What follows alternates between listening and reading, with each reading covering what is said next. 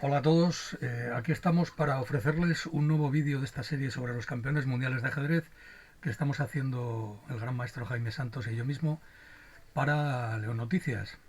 Hoy me toca a mí hablar de uno de los jugadores, probablemente el jugador más carismático de la historia del ajedrez y también quizá el más misterioso. Estoy hablando del gran maestro norteamericano Robert James Fischer, más conocido como Bobby Fischer, un jugador extraordinario, un verdadero mito del ajedrez, que nació en el año 1943 y falleció en el año 2008. Curiosamente murió con 64 años, que son el número exacto de las casillas que tiene el tablero de ajedrez. Fischer, a lo largo de su carrera, que está plagada de situaciones escandalosas fue un jugador absolutamente rebelde, hizo prácticamente una causa de su lucha contra la hegemonía de la Unión Soviética y de los grandes maestros soviéticos del ajedrez de la época, a los que acusaba de confabularse contra él en los torneos.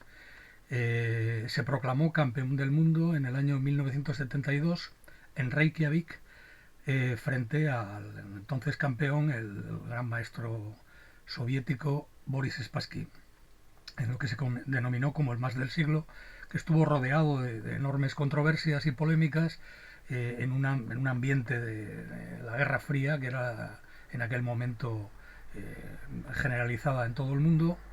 Ese match fue muy complicado para Spassky, porque Fischer planteó constantemente reivindicaciones, no se presentó a la segunda partida del match porque se negaba a jugar con público y cámaras que por otra parte estaban acordadas por contrato, y sorprende de ese match la reacción de Spassky, que podría en un momento determinado, ganando el match 2-0, haberse retirado y conservado el título de campeón del mundo, y no lo hizo. Permaneció en Reykjavik y Fischer a partir de ahí ganó partida tras partida y derrotó a Spassky con claridad después, creo que de la 19ª partida, ¿no?, del match.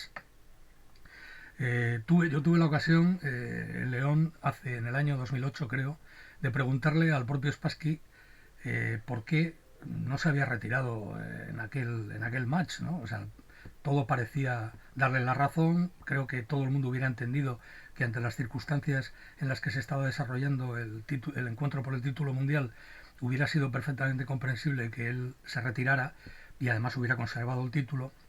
Y bueno, Spassky, después de muchos rodeos, bueno, nos dio varias explicaciones. Él quería derrotar a Fischer, él creía que era mejor, bueno, en fin. Pero al final, después de, digamos, de presionarle un rato, él reconoció bueno, que fundamentalmente no se retiró de ese match porque la bolsa era importantísima, era una bolsa multimillonaria, y si lo hubiera hecho no hubiera cobrado ni un solo euro. Eso sí, se hubiera ido para la Unión Soviética con el título de campeón del mundo, pero él quería aspirar a la bolsa, ¿no? Esa parece ser quizá la explicación más plausible de por qué Spassky no se retiró en aquel match.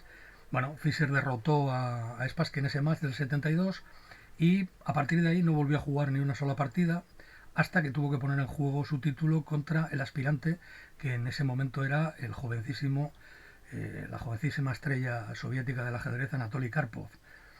Bueno, puso condiciones leoninas que la propia Federación Internacional se negó a aceptar. Sé que Karpov hizo varios intentos en reuniones privadas con Fischer para conseguir reconducir la situación y llevar a cabo el match, pero Fischer se negó y por lo tanto fue desposeído del título mundial por la FIDE, que pasó a manos de Karpov.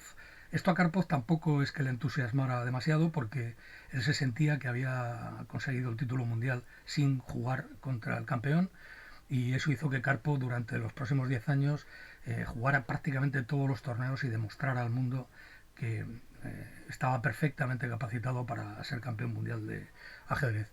Posteriormente, en el año 92, Fischer vuelve a retornar al ajedrez, un Fischer ya sin pelo, con barba, bastante distinto del Fischer que todos teníamos en la imaginación desde el año 72, y se vuelve a enfrentar en lo que se llama el más del siglo contra su viejo rival Boris Spassky, al que vuelve a derrotar lo hacen en Sveti Stefan, en la Yugoslavia antigua, en la antigua Yugoslavia, a pesar de que el gobierno norteamericano prohíbe ese match porque, bueno, Yugoslavia en aquel momento era considerado un país que no respetaba los derechos humanos, en fin.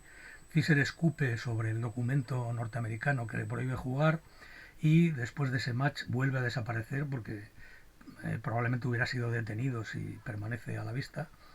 Se le ubica en Hungría, donde tiene relación con las hermanas Polgar, y también en Japón, en Tokio, hasta que finalmente es detenido en el aeropuerto de Tokio años después y Islandia le ofrece la posibilidad de tener asilo político, y para allá va un Fischer muy diferente al que todos habíamos conocido, con una apariencia casi de mendigo cuando se le encuentra, y en Islandia pasa sus últimos años dando algunas declaraciones muy polémicas, y muere en el año 2008, como les decía, a los 64 años de edad. La partida que hoy vamos a ver es una partida del match con Spassky. Perdón, que no sé qué demonios ha pasado aquí. Vamos a ver. Vamos a ver si soy capaz de reanudar la partida como Dios manda. Aquí está. Esta es la partida entre Robert Fischer y Boris Spassky. Creo que es una de las...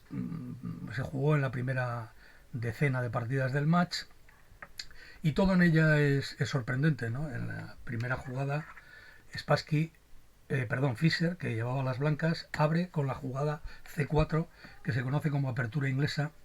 Esto fue una gran sorpresa para Spassky y para todos, porque Fischer jamás había comenzado el juego nada más que siempre iniciándolo con la jugada peón 4 rey.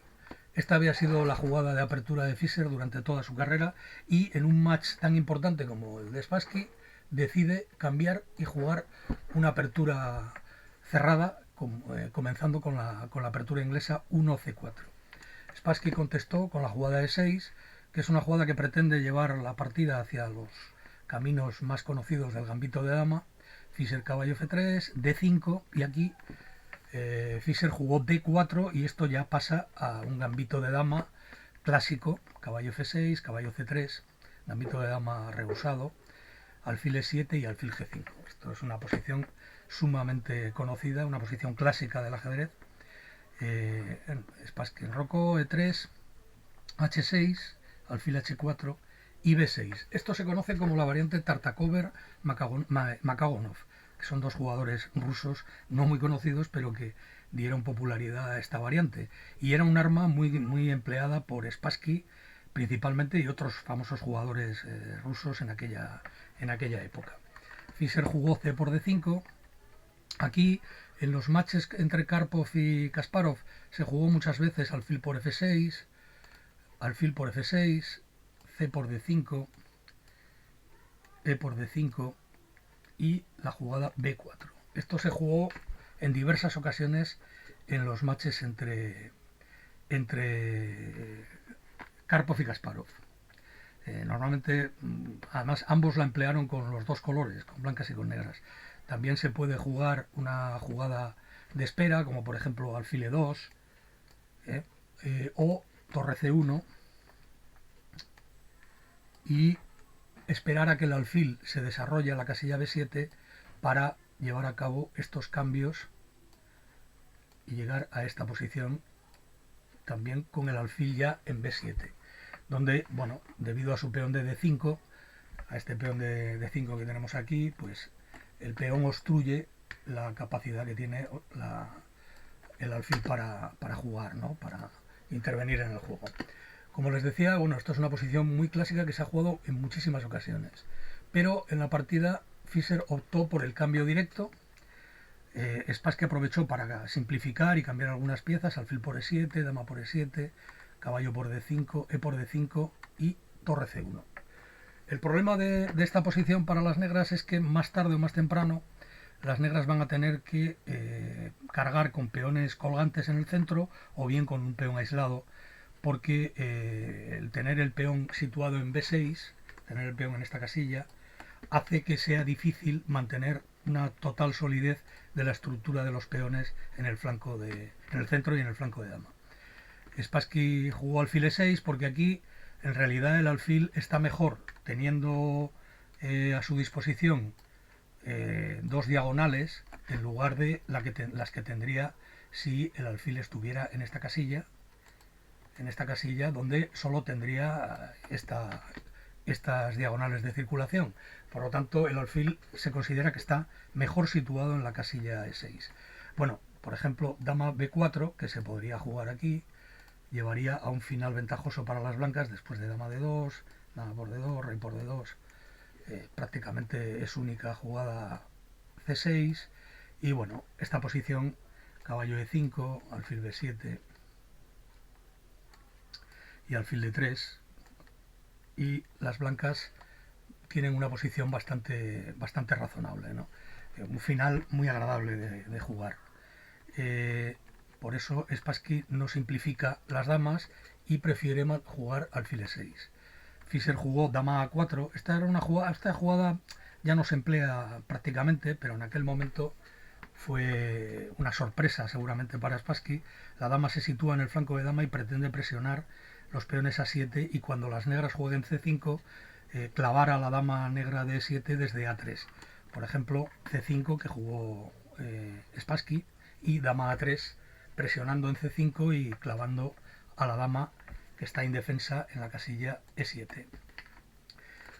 Spassky continuó torre c8 y Fischer hizo estas. Aquí normalmente se había jugado alfil e2 para continuar con enroque, pero Fischer optó por la jugada alfil b5, que pretende simplemente eliminar el caballo en cuanto se desarrolle.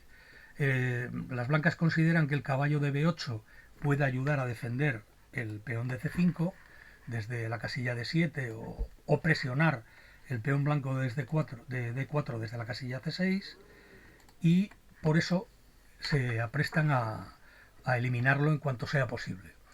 Spassky, bueno, aquí hay varias jugadas posibles. Por ejemplo, si caballo de 7, bueno, las blancas juegan alfil por.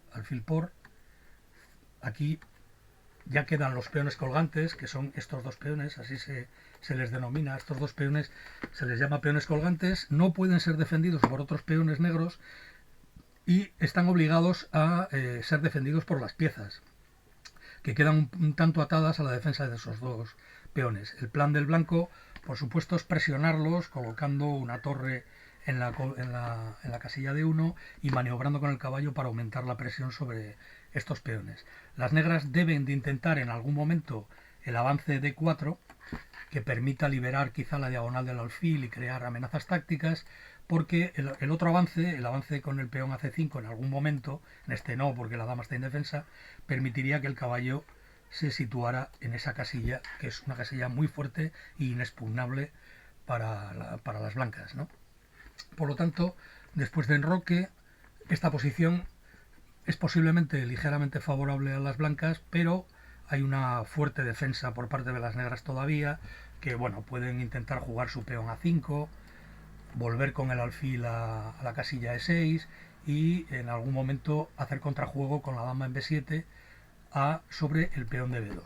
Esto podría ser una continuación de una posición como esta. Pero, como les digo, en la partida Spassky jugó a6, que en este momento no es una jugada que tenga demasiada utilidad, porque hay que recordar que el alfil no está realmente amenazado, porque la dama capturaría la torre indefensa que está en la casilla 8. Fischer aprovecha para dejar ya los peones colgantes. Por supuesto, torre por c5, enroque, es otro tipo de posición donde lo que aparece es el peón aislado en la casilla de 5 y el disfrute para las blancas de la casilla de 4 de bloqueo. Esta es una posición ligeramente ventajosa para el blanco, pero además es el tipo de ventaja que dura durante muchas jugadas y que probablemente a Spassky no le agradaba soportar, ¿no? Por lo tanto, escogió una posición más activa con los peones colgantes. Fischer se enrocó y aquí optó por otra jugada semidudosa, que es torre a7, que pretende defender la dama y al mismo tiempo amenazar capturar el alfil. Aquí probablemente se llegaba a una posición casi de igualdad con caballo c6, desarrollando la pieza, no se puede tomar el peón de C5 porque el alfil de B5 está atacado, hay que tomar aquí, torre por, y en este momento caballo D4, por ejemplo, torre C7, caballo B5, volviendo a atacar la torre aprovechando una serie de clavadas, y el caballo pasa a C3 ahora para presionar el otro peón débil, el otro peón colgante, siguiendo con la torre a la casilla de 1.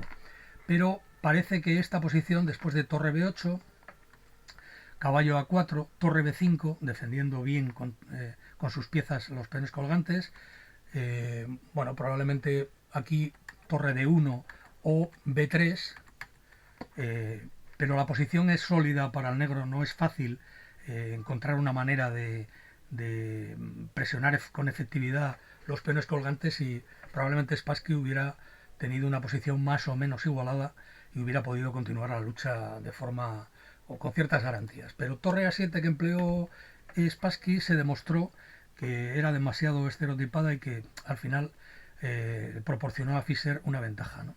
Evidentemente Fischer retira el alfil, que ahora sí está amenazado, y Spassky aprovecha para desarrollar su caballo a la casilla de 7. Fischer aprovecha y traslada su caballo a la presión del peón C5, aprovechando que la dama sigue clavada, y Spassky comete la tercera imprecisión en lo que va de apertura. Aquí parece que con caballo F6, caballo B3, torre C7, esta posición hubiera sido perfectamente jugable. Hay que pensar que el peón de A6, este peón de A6, no es bueno comerlo, porque si las blancas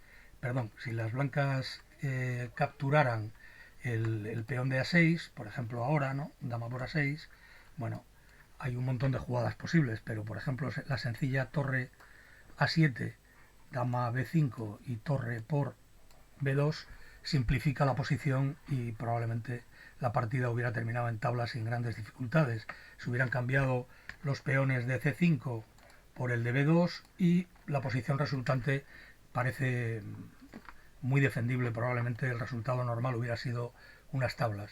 Pero Spassky optó por otra jugada un poco más retorcida, digamos, en vez de caballo F6, y colocó su dama en F8. Ahora se está amenazando efectivamente capturar el alfil de E6, perdón, el caballo de D4, porque la dama ya no está indefensa.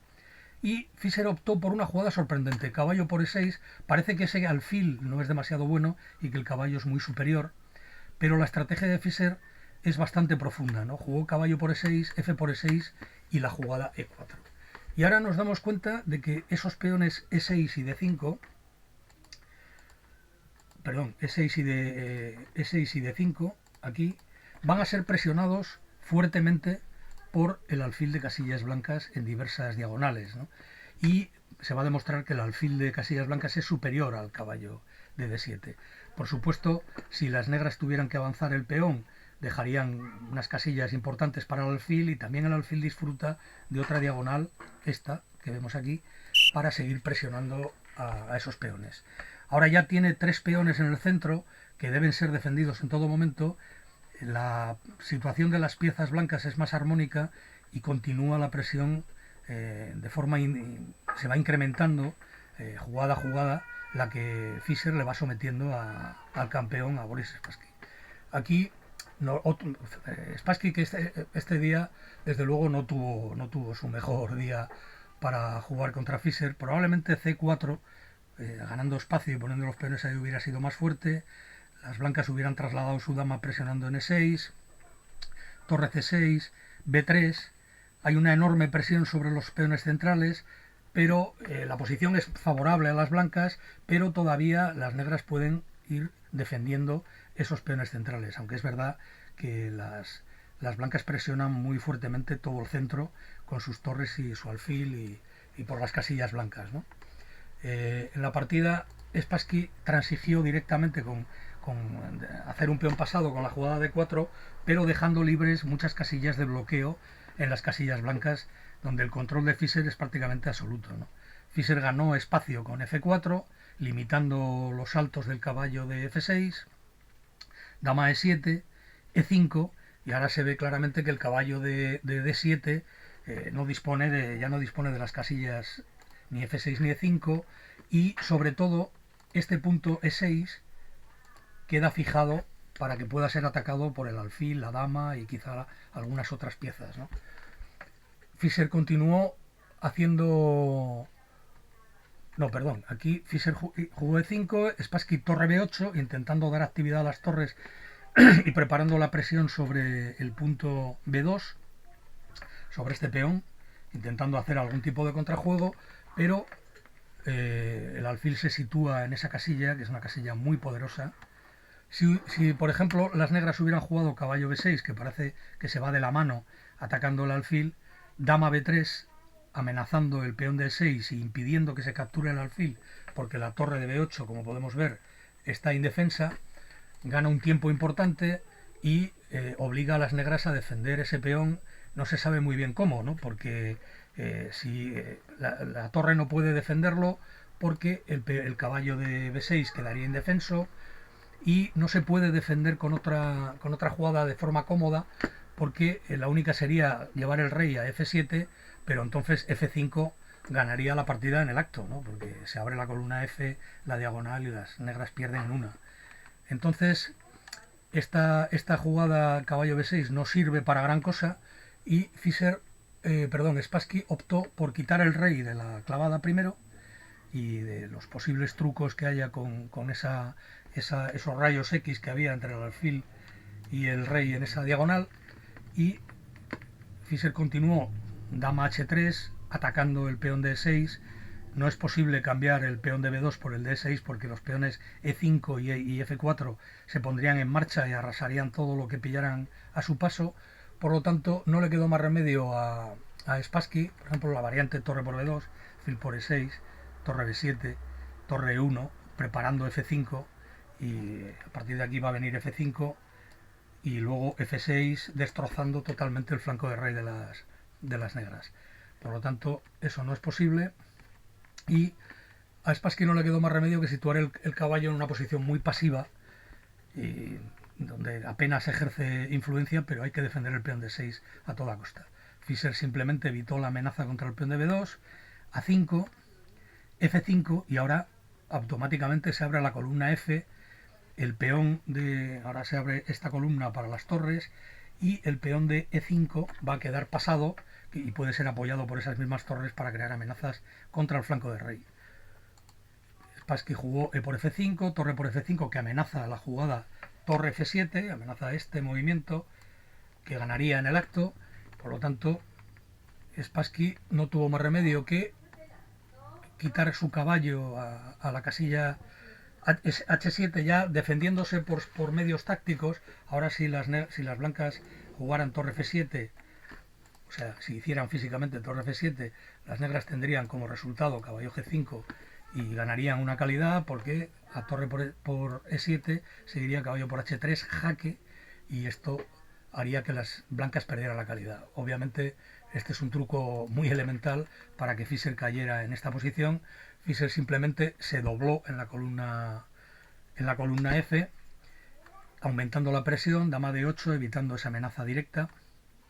Dama G3, esta jugada se aparta, buscando presionar también en la columna G, y sobre todo prepara la jugada H4 para evitar que el caballo tenga, si se fijan, el caballo no tiene apenas jugadas posibles, ¿no? Entonces dama G3 es una jugada muy fuerte aquí. Es impresionante cómo Fischer, con un juego muy directo, presiona en cada jugada a Spassky, no le deja respirar, y hasta conseguir la victoria. Torre E7 juega Spassky, intentando ya ir bloqueando el avance del peón a la casilla E6. H4, esta jugada no solo da un respiradero al rey blanco, por si hubiera cualquier problema en la primera fila, sino que impide cualquier movimiento del caballo negro a la casilla G5. Torre B7, intentando defenderse en la segunda fila y aprovechar que el caballo defiende la penetración en la primera por la casilla F8. E6, y ahora es que impepinablemente va a venir la jugada torre F7, torre C7, dama E5, una centralización de dama poderosísima que domina totalmente la posición. A las negras se les empiezan a acabar las jugadas, ya no apenas tienen jugada útil, dama E8, esperando a ver qué hace Fischer. Fischer no tiene ninguna prisa y refuerza su posición. Dama D8, sigue esperando, torre F2. Fischer espera un poco, como jugando al gato y al ratón, esperando que Spassky cometa el error decisivo. Por ejemplo, si D3, pues hubiera venido torre D2 y el peón hubiera caído a la jugada siguiente.